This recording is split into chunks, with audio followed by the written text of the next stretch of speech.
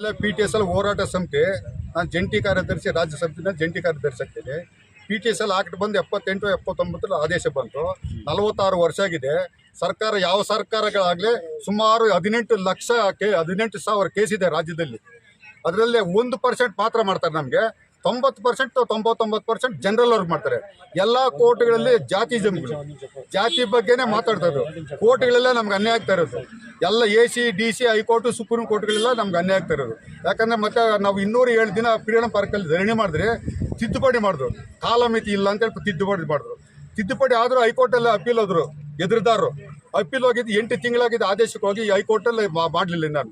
ಯಾಕೆ ಅಲ್ಲಿ ಜಾತಿ ವ್ಯವಸ್ಥೆ, ಎಲ್ಲ ಕಡೆ ಜಾತಿ ವ್ಯವಸ್ಥೆ ಇರೋದ್ರಿಂದ PTSL ಆಕ್ಟ್ನ ಹಾಗೆ ಇದು ತುಳಿತಾ ಇದ್ದಾರೆ. ಜನಾಂಗ ದೃಷ್ಟಿ ಮತ್ತು ಕಾನೂನನ್ನ ತುಳಿತಾ ಇದ್ದಾರೆ. ಇಷ್ಟೇ. ಮತ್ತೆ ಇನ್ನು ಹೈಕೋರ್ಟಲ್ಲಿ, ಸುಪ್ರೀಂ ಕೋರ್ಟಲ್ಲಿ ಇದು PTSL ಆಕ್ಟಲ್ಲಿ ಇದು ಕರಾಯಾಗಿದ್ದರೆ ಬರೋದಿಲ್ಲ.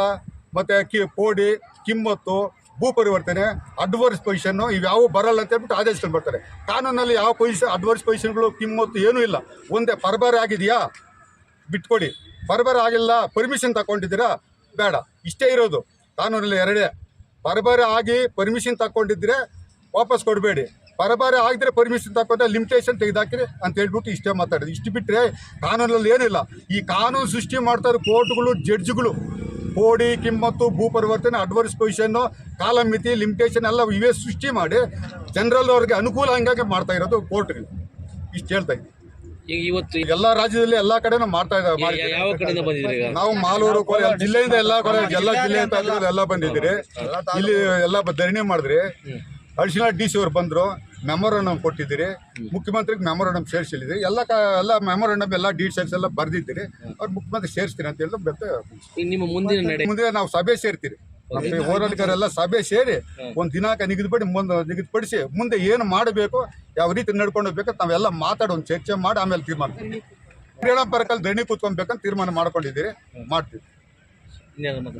ಅನ್ನೋ ಒಂದು ಅವರ ದಾಖಲಿಸಿದಂಥ PTSL ಕೇಸಲ್ಲಿ ನಮ್ಮ ವಿರುದ್ಧವಾಗಿ ತೀರ್ಪು ಬಂದಿತ್ತು.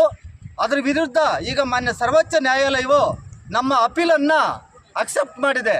ಅಕ್ಸೆಪ್ಟ್ ಮಾಡಿದ ಮೇಲೆ ಅದು ನಮ್ಮ ಪರ ಇರ್ತೈತೆ ಅಂತ ಅರ್ಥ. ಸುಪ್ರೀಂ ಕೋರ್ಟ್ ಅದನ್ನು ಅಕ್ಸೆಪ್ಟ್ ಮಾಡಿದೆ ಅಂದರೆ ನಮ್ಮ ಪರ ಇರ್ತೈತೆ ಅಂತ ಅರ್ಥ. ಅದರಲ್ಲಿ ಏನೋ ಸತ್ಯ ಇರ್ತೈತೆ ಅಂತ ಅರ್ಥ. ಅದರಿಂದ ಅದನ್ನು ಕೂಡ ಮಾನ್ಯ ಜಿಲ್ಲಾ ಮಟ್ಟ, ರಾಜ್ಯ ಮಟ್ಟದ ನ್ಯಾಯಾಲಯಗಳು ಅದನ್ನು ಅರ್ತು PTSL ಪರವಾಗಿ ಆದೇಶಗಳನ್ನು ತೀರ್ಪು ಕೊಡಬೇಕಂತೇಳಿ ನಾವು ಈ ಮೂಲಕ ರಾಜ್ಯಾದ್ಯಂತ ಏಕಕಾಲದಲ್ಲಿ ಪ್ರತಿಭಟನೆ ಹೋರಾಟ ಮಾಡಿದ್ದೀವಿ ಇವತ್ತು.